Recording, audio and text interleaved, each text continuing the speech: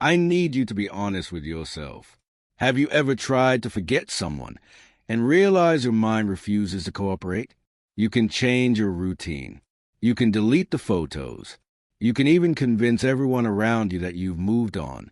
But then it happens. A random moment. A quiet night. A split second where their face appears in your mind like it never left. And the worst part?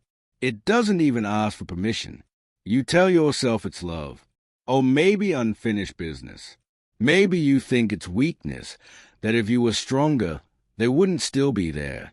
But what if none of that is true? What if the reason they keep resurfacing has less to do with them and more to do with something inside you that hasn't been resolved yet? Because the mind doesn't cling to people by accident. It clings to what they represented, to what they triggered, to what they awakened. And until you understand that, you will keep trying to remove a person when the real work has nothing to do with them at all. You tell yourself it's love. You replay the memories, savor the moments, and feel the pull as if your heart has no choice. Every laugh, every glance, every word lingers in your chest like it owns space it shouldn't.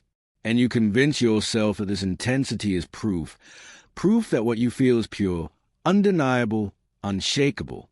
But pause for a moment and listen closely. That fire, that obsessive replaying of moments, that sudden tightness when their name appears in your mind. It's not love. It's something else pretending to be love. Somewhere along the way, your sense of worth got tangled in their presence. Their approval became your measure of value. Their attention became your security. And when they weren't there, you felt hollow, restless, anxious, small. What you called love was really a dependency wearing the mask of meaning. It's a subtle, invisible thread that ties your identity to someone else, making you feel incomplete without their validation. Think about the last time your mind circled back to them. Was it longing, or was it a hunger to feel enough again? Was it love, or was it your psyche trying to reclaim the part of yourself you had handed over? Every thought, every anxiety, every memory replayed in painstaking details of mind nudging you, saying, you are seeking in them what you never built in yourself. Here's the truth that shifts everything. Real love doesn't demand, doesn't panic, doesn't make you chase approval like a currency. Real love exists without needing validation. And dependency, once recognized, can be dismantled. It can be traced back, understood, and released. So the breakthrough starts here, the moment you see that the person in your thoughts isn't the problem. The problem is a part of you that outsourced your completeness, the part that gave your power away. And the moment you claim it back, the threads loosen, the fire changes direction, and the version of you that was waiting to be whole begins to awaken. You feel it again, don't you? That invisible weight pressing on your chest, the thoughts that loop endlessly, dragging you back to conversations that never concluded, to moments that felt frozen in time. You tell yourself you should be over it by now. You replay the same words, the same apologies that were never spoken, over and over. And the truth is, you're not obsessed with them. You're obsessed with completion that never came. Some connections never truly end. They stay open like a door left ajar, whispering unfinished stories into your mind. The moments that should have been closed, the I'm sorry, the explanations, the understanding, they were swallowed by silence. And now your brain refuses to archive them. It keeps hitting replay, as if telling you that something vital is still missing. You search for an ending, a closure, a validation that might never arrive. Be honest, did it truly end, or did it just stop? That's the line between closure and interruption. An ending, no matter how painful, gives you something solid to stand on. But when it just stops, your mind insists on filling in the blanks. It rewrites conversations, imagines apologies, invents explanations. You chase ghosts of a story that never got told, thinking that the resolution exists somewhere outside yourself. Here's the shift that changes everything. Closure isn't something someone else gives you. It's something you claim. It's not in their apology, their explanation, or their acknowledgement.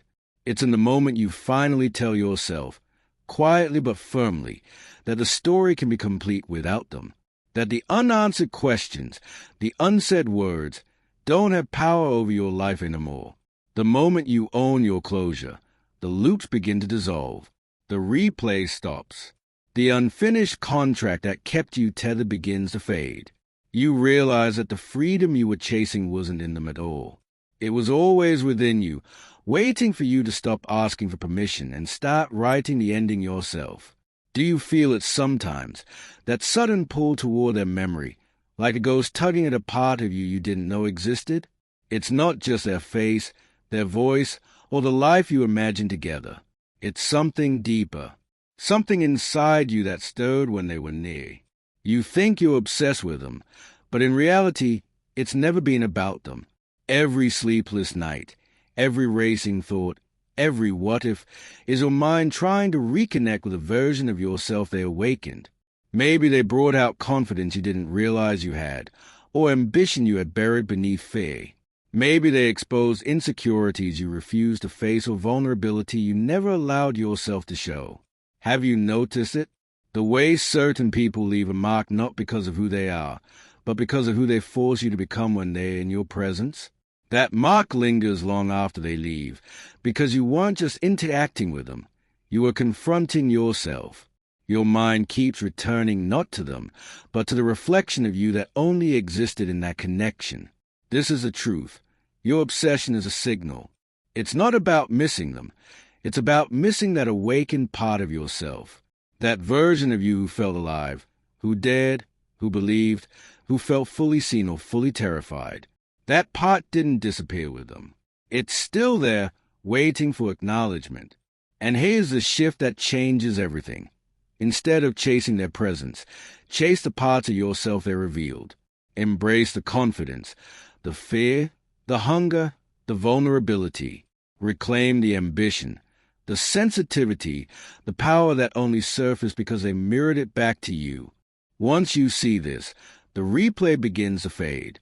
The obsession loses its grip. You stop chasing them and start chasing yourself, fully, unapologetically, without needing permission from anyone else. That's when the memory no longer haunts, but teaches. That's when the person stops being a ghost and becomes a mirror. And the reflection? That is your path forward. Do you remember how it felt when every message, every glance, every argument sent your heart racing like it could explode?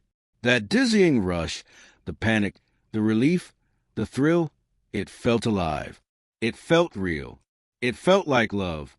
And for a long time, you believed it was them. You believed it was connection. But now, in the quiet moments, when nothing erupts, nothing spikes, you notice something unsettling. Calm feels almost boring. Peace feels foreign. Your body aches for the adrenaline it once felt. Even when your mind knows the chaos wasn't healthy, you start to question yourself. Is this normal? Do I even deserve stability? Here's the truth you've been avoiding. Your nervous system remembers the highs and lows more than it remembers them. Your body learned to associate love with turbulence. Every fight, every desperate apology, every day of unpredictability left a chemical imprint that your brain mistakes for connection. It's not them your mind craves. It's the intensity, the emotional roller coaster, the fire that made you feel alive. And that realization is both painful and freeing. Painful because it forces you to see how much you've been chasing a feeling instead of a person. Freeing because now you can begin to retrain yourself. You can learn that love doesn't need to feel like a storm to be meaningful. You can discover that steadiness doesn't equal boredom, that calm doesn't equal emptiness, that safety doesn't diminish passion. The shift begins when you stop blaming yourself for craving stimulation and start acknowledging it. When you let your body feel peace without guilt, without doubt, without fear that it's not enough. When you realize that the chaos wasn't love, it was chemistry, and that you have the power to create emotional experiences that are fulfilling without being destructive. And the moment you allow that stillness, that quiet, that space to breathe, you feel it, freedom. You no longer chase the rush, because you found connection within yourself. And in that calm, that clarity, the memory loses its power. The obsession fades. The intensity becomes a lesson, not a trap. You were never addicted to them. You were addicted to the fire. And now, you're learning to feel alive without it. Have you noticed how vivid it all feels in your mind? The dinners that never happened, the words you wish they had said, the moments you replay as if they were real. You can see the apartment, hear the laughter, feel the warmth of their presence, and yet none of it exists outside your imagination. You think you're holding on to them. You think you're tethered to a person. But the truth is harsher and at the same time liberating.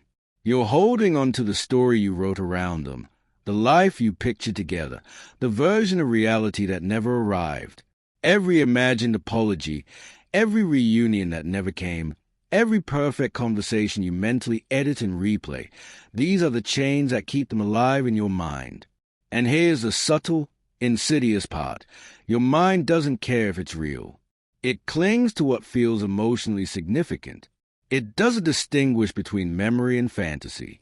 And so you find yourself trapped, not by who they are, but by who you imagine them to be. Every longing, every ache, every pang of hope isn't proof of love. It's proof of the story you're still telling yourself. The shift begins when you start separating the person from the projection, when you see that the reality of them, flawed, distant, human, is not the same as the life you built in your head. When you allow yourself to grieve the imagined moments, the future that never existed, and the version of yourself you thought you would become with them, that's when letting go isn't just a decision, it's an awakening. Because once you release the fantasy, the real person can finally fade. The memory loses its grip, and the part of you that was living inside the what could have been can finally come home to yourself. You start to see clearly that it wasn't about losing them. It was about reclaiming the life you imagined you couldn't have without them. The attachment dissolves. The longing quiets. And for the first time, you feel the space to breathe, to live, to be whole on your own. Have you noticed how relentless your mind can be? The face, the voice, the memory that keeps surfacing when you least expect it. The quiet moments where you tell yourself, why am I still thinking about them? What's wrong with me? And the harder you try to push it away, the louder it becomes. You believe that lingering thoughts are a reflection of weakness. You think they prove you haven't healed, that you're incomplete, that somehow you're failing at life. But here's the truth you've been avoiding. Your thoughts are not you. They are signals, fragments, echoes of emotion. They are passing. They are not evidence of your identity. They do not define your worth. And yet, you fight them. You tell yourself you shouldn't feel, shouldn't remember, shouldn't linger. You try to erase, to suppress, to control. And every attempt only strengthens the chain. The mind takes the resistance as attention and grows stronger, looping the memory, amplifying the feeling, tightening the grip. Freedom doesn't come from control. Freedom doesn't come from silencing what rises in your head. It comes from presence, from awareness, from seeing the thought without surrendering to it, from understanding that it is not a verdict on you. It is simply a passing signal, a whisper from your subconscious, trying to be felt and understood. You reclaim power not by denying, but by witnessing. Let the thought appear. Let the memory surface. Feel the pulse, the ache, the rush, and then recognize, calmly, that it holds no authority over who you are. You can watch it, acknowledge it, and let it pass without believing it dictates your value or your strength. The moment you stop assigning identity to every flicker, every replay, every haunting image, the feedback loop begins to dissolve. The thought loses its power. The weight lifts. And finally, you see clearly, you are not the echo in your mind. You are the awareness that observes it, steady, unshaken, whole. Your mind may continue to whisper, but now it is no longer in control. You are. You keep seeing their face in your mind, don't you? Long after the moments have passed, long after your life has moved forward in other ways, they are still there. At first, you think it's a mistake, a lingering attachment, a wound that hasn't healed. But pause. Look closer. What if it's not about them at all? The people who occupy your thoughts persistently aren't just ghosts of the past. They are mirrors. They are catalysts. They awaken something in you that refuses to stay dormant. That part of you, your fear, your desire, your unclaimed ambition, your vulnerability, couldn't remain hidden any longer. They didn't stay in your life to comfort you. They stayed to challenge you, to press on nerves you avoided, to pull up truths you refused to face. Every replayed conversation, every memory that rises unbidden, is a mind pointing towards something unfinished. They didn't create the fire in you, they revealed it. The obsession you feel is not about them. It's about who you were becoming around them. The longing, the ache, the intensity, it's your own evolution demanding attention. And now, look at it differently. That pain you felt, the panic, the emptiness, the sleepless nights, they were not punishments. They were lessons written in your body and mind. Pain became insight. Every obsessive thought became clarity. Every memory became momentum. You were being sculpted, even when you didn't realize it, toward a version of yourself that is stronger, more aware, more capable of standing alone. The breakthrough happens when you stop asking why you can't let go. The breakthrough happens when you stop chasing them and start chasing what they revealed in you. The longing, the fear, the passion, the insecurity, these were yours all along. They were not theirs to take. And now, you can reclaim them, transform them, and integrate them into the person you are becoming. So the next time their face appears, the next time your mind spirals, remember this: you are not trapped. You are evolving. Every thought, every flash of memory, every pulse of longing is not a chain. It is a compass pointing you toward your next level of being. If you're ready to grow beyond what hurt you, comment "I'm evolving."